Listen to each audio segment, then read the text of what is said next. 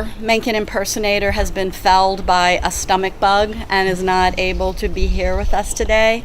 So Professor Christopher Corbett has very kindly offered to step in and do a short reading.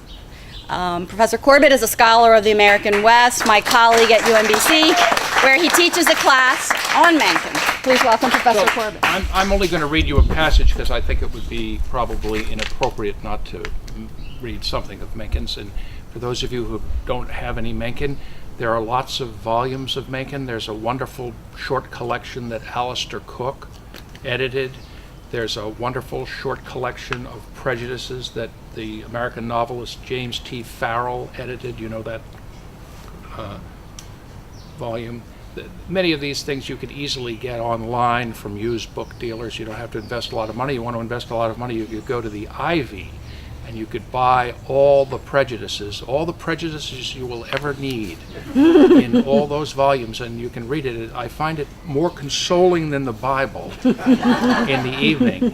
And so I'm going to only read two little brief bits. Minority Report was a book that was put together really at the end of Mencken's life, and they were sort of, bits and pieces of things, just observations and so forth. So, but I love some of these. Here's a nice one. I thought of this because today the newspaper announced that the downtown will be unbearable for many years for the building of the casino, and Mencken would have loved that. I was thinking of this coming down here today. I'm talking to a friend of mine that the common expression in Baltimore was, people would often say, older people, some of you may know this, if only H.L. Mencken were alive today. You see that? And this was in the Sun, in a letter to the editor only a fortnight ago. So it's not somebody's imagination. People invoke Mencken's memory totemically on gambling.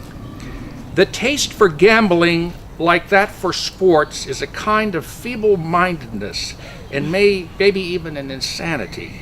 It can be justified only by a resort to the most preposterous sophistry whenever it has seized a man of any visible talent, for example, Dostoevsky or C.C. Colton. He has ended crazy.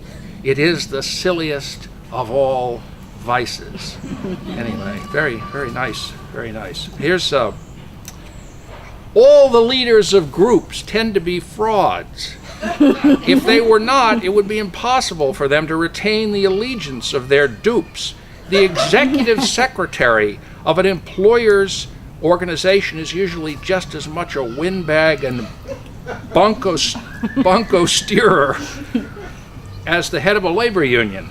Both imitate the politicians who run every democratic country. And lastly, I like this one a lot. Lastly, fortunately I marked these. College football would be more interesting if the faculty played instead of the students.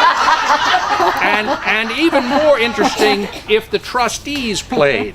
There would be great increase in broken arms and legs, and simultaneously an appreciable diminution in the loss to humanity. Anyway, thank you.